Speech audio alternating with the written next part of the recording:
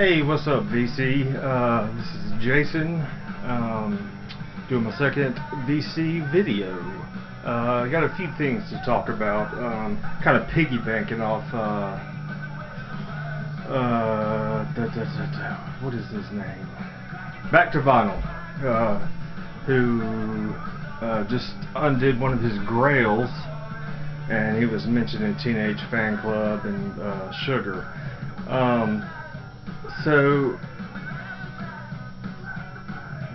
kind of going back to that and collecting, and so, that was one of his Grails. So, that's something he collects. He collects that band, and how I mentioned earlier in my previous video about people who buy music. They like the band, they buy the albums, or a performer buy the albums, and but collector-wise, like how I showed you this Charming Man single. It's all these different variants, but they look the same to a normal person. That goes again with the Morrissey Interesting Drug etched 12-inch single that came out. They all look like, well, okay, this is what they look like. You would go into a store, you would buy that. A normal person would be happy with that. But then, come to find out, let's see, this one is a mispress and only plays one song, but it's got a B-side to it, but it plays on the A side. But such a little thing makes such a difference. But it only plays Interesting Drug, but it lists Such a Little Thing as on the A side as well, which has an etched special etching on the back of it. So I don't know if you can see that well or not. Let's see how that's just no music on it or whatnot. And then here's would be the one that has the two songs on it. But this one was mispressed with just one song on it, which is the Interesting Drug. And so when we all found out about that one, we had to go get this one as well. And then this is the normal one, which looks the exact same, but it has two songs on the A side, which you can kind of see. I hope the camera's working out for you. And so got that one. And then there's a variant of the same record, the same two songs, same etching on the back, everything. But you see this, how it has the specially etched disc, brown sticker, gold right. We found out there's another one that has the specially etched disc with white letters, or I'm sorry, black letters and a white sticker. So a collector, has to go get that one. So that's what kind of goes along with what I consider a collector. Like this normal person who bought Morrissey singles or whatnot would be happy with, the normal one with the two songs on it. Or if he didn't, like the one that the mispress, I'd probably maybe take it back and to get exchanged or whatever. And again, another one is when Hold On to Your Friend's promo single came out with alternate artwork. This is before internet too. This is why I'm backing up to his story, because he was talking about finding Grails now with the internet and eBay and Discogs, and how it used to be.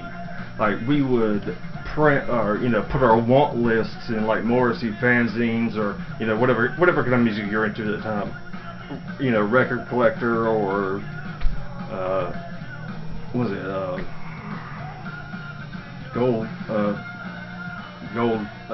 whatever the record magazine is around here. It's horrible compared to a record collector in the UK. But there's a lot of people that didn't think the 7-inch of that promo, of the Hold On to Your Friend 7-inch promo with alternate artwork existed. I mean, I would take pictures of my records and bring them to the shows, and that's how we would like compare notes with everybody. And a friend of mine, Jeff Pelander, who was Rob, you might know him actually. He's in Connecticut. He has got a huge collection. But anyway, so yeah, it's a lot easier now to find Grails online. You know, I would say it's more expensive, a lot more expensive than if you find something that somebody didn't know about, that you saw and you knew something was about it. You know, you get it on the fly at a record store, or record fairs, or whatever. But you know, now everybody can look up on Pop Site to see what the value was, or you know. And they think they can get that, and they list the buy it now price. That's another thing that I can't stand that eBay did, was when they put the buy it now on. I liked it purely when it was auction. Okay, so that was that rant. Rant number 2 is, I had a record cleaning kit called, it was like Alsop record cleaner. You laid out these 4 rubber mats, you put your record on it, it's got a spindle, it spins it around. I used, I mean, it was the best record cleaner that I had used.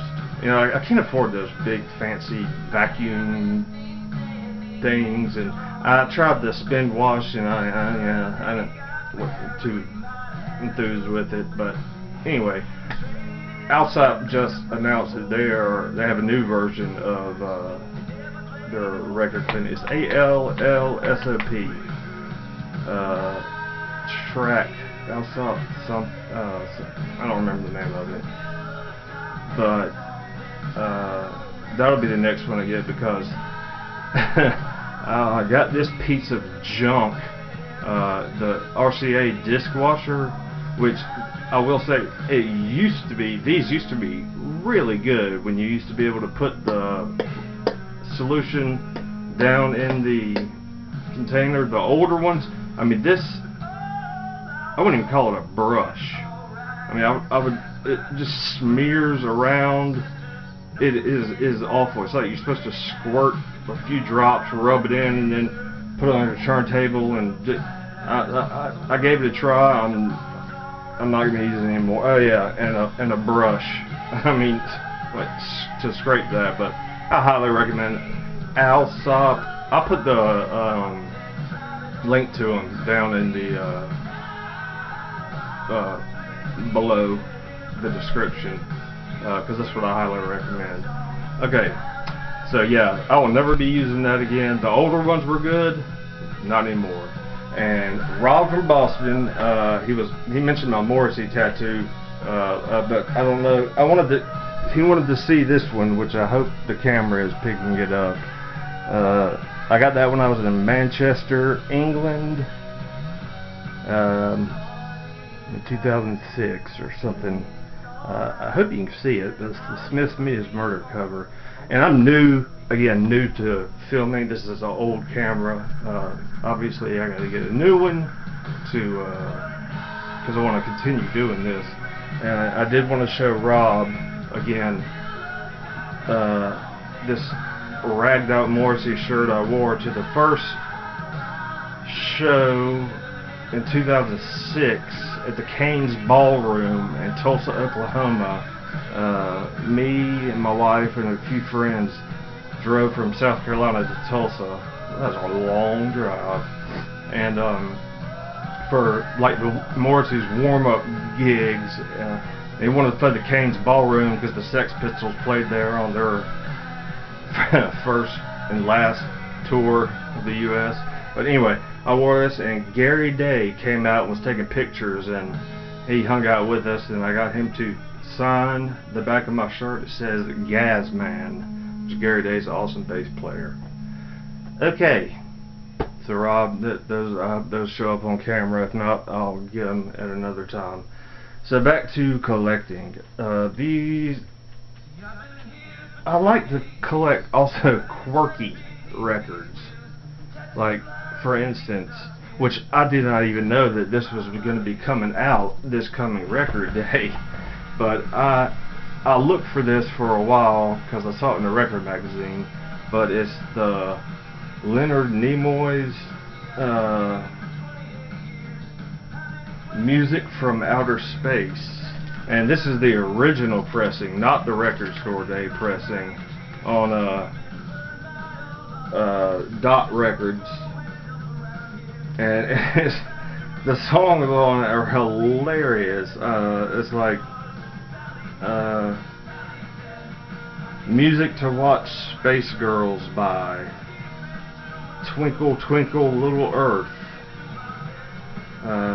Lost in the Stars, Where No Man Has Gone Before, A Visit to a Sad Planet. But yeah, this just came out on Record Store Day, this past one, I believe, or Record Store Day, Black Friday, something like that. But anyway, this is the original pressing.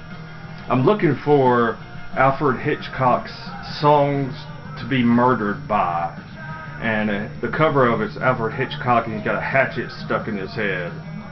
But so I've been looking for that one for a while. But this is another intriguing one. Just like I say, quirky records. This is The Addicts Sing, which this is a bunch of former heroin addicts that this pastor and his wife in a van went around and collected them up and gave them treatment, and now they sing gospel songs. But the back of it, I mean, look at that drawing of the guy shooting dope up in his arm, and it's non-former addicts sing.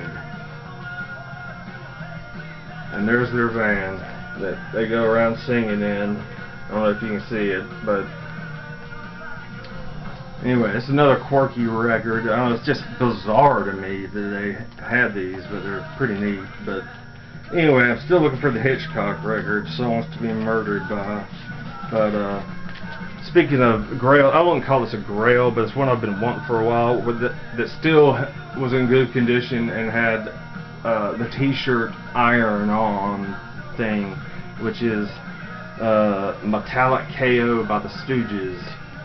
This was their very, very last show ever. And let's see, I'll read it to you. It's Open Up and Bleed. This was the last ever Iggy and the Stooges show at the Michigan Palace in Detroit. It says, the noise you hear on this disc is from the original tape used to document the Stooges' last stand. This is not a defect or a mastering pressing. But it was back when they still had James Williamson on guitar, and I think Dave had died by then, their old bass player. Yeah, but anyway, it still has the t-shirt iron on it. I got that recently, and a completely mint copy of the Clash's first record. There's had other ones, but I wanted like a mint copy. I mean, it has no creases, no cracks, no nothing, and it has the Gates of the West 7-inch came with it. And this was the first pressing of it, of the U.S. pressing, not the U.K. pressing. And I always wanted Joe's old band, the 101ers. Just I mean, this whole record is fabulous. If you like, it's Joe Strummer before he was in the Clash. It's I don't know, they call him pub rock, but I mean, I call it to me, Joe Strummer is the best front man. I mean, rhythm guitars, he is just on fire all the time, and he was with the 101ers. And there's a song on here, Lonely Mother's Son. If you listen to that, you'll know that if you're a Clash fan, you know what it is. It's Jail Guitar Gates by the Clash. Not exactly the same, but you know it's the same kind of sort of lyrics and stuff like that. But this is a record store day pressing. I knew it was out there, but you know, it's a red pressing. I was just waiting on time to get it. Okay, now this is the coolest one. I got this at a website called Dust to Digital. This is the very first. Let me get my notes.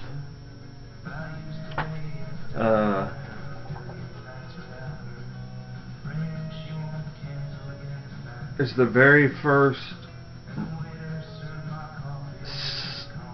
earliest dated sound recording of a human. And how he did it, he got a boar's hair, and well, let me give you some background. His name's Edward Leon Scott de Marty. It's French, and the song is Au clair de la lune, and it was recorded April 9th, 1860.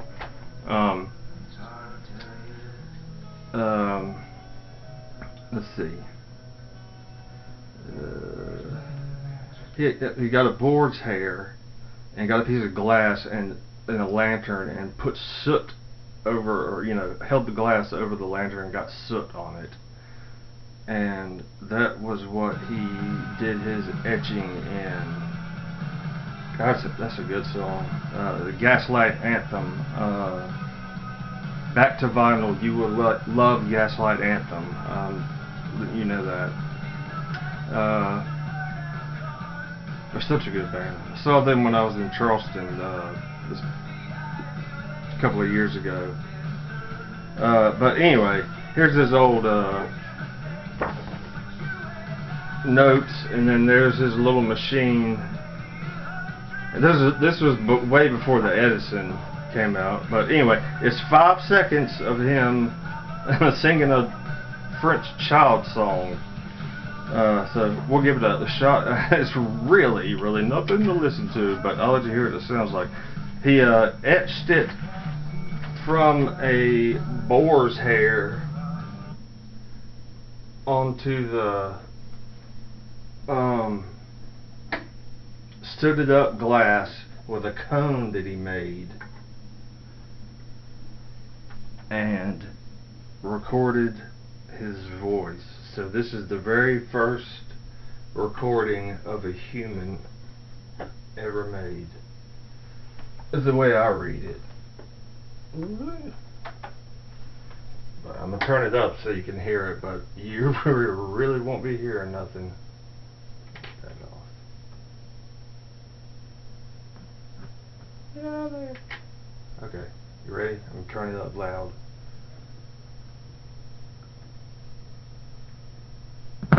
Eek. Here we go.